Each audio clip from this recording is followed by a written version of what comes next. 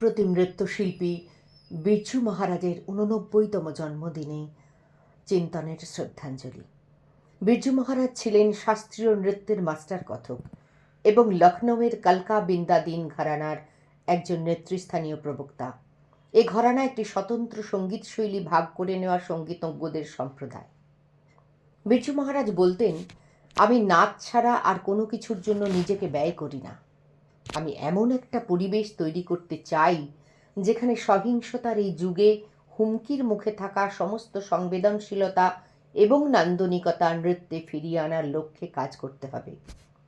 শিল্পকে উল্লসিত হতে হবে এবং উন্নত করতে হবে। তিনি আরও বলতেন, কত্থক নৃত্যের সঠিক নির্যাস হল ছন্দের মেলবন্ধন, আবেগ এবং আধ্যাত্মিকতা। লক্ষ্য স্থির সহ ঐকান্তিক আবেগ তার নৃত্যশৈলীকে এক নূতন মাত্রায় উপস্থাপিত করে। সৃষ্টি হয় কত্থক নৃত্যশৈলীর এক নূতন দিগন্ত।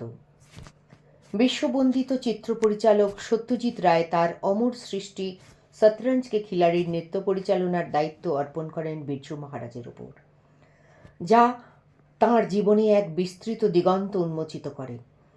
মহারাজজির অংশগ্রহণ চলচ্চিত্রটির ঐতিহাসিক ও সাংস্কৃতিক গভীরতা বাড়াতে সাহায্য করে অবশ্যই।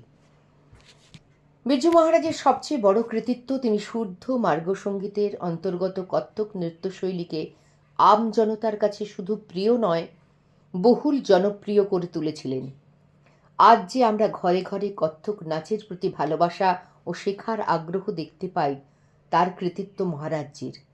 লয়কারি সম্বন্ধে তার ধারণা এবং নিজে অত্যন্ত মনসিয়ানার সঙ্গে তবলা বাজাতেন পারতেন বলেই তবলার তাল ও লয়কারিকে মিলিয়ে দিয়ে শিল্পশৈলীকে বজায় রেখে সৃষ্টি করেছিলেন নতুন লয়কারি।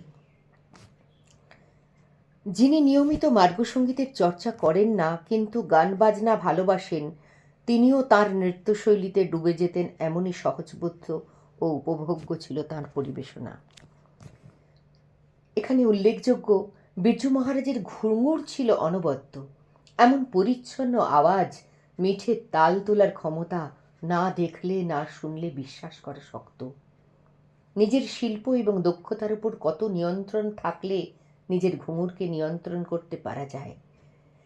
তার নাচ যখন মঞ্চে পূর্ণ গতিতে পূর্ণ মাত্রায় চলছে, তখনও তিনি তার ঘুঙুরের শব্দকে বাড়াতে কমাতে পারতেন। তার ঘুঙুরের আওয়াজ ছিল জলের মতো পরিষ্কার, পরিচ্ছন্ন ও পিন পড়ার শব্দের মতো তীক্ষ্ণ।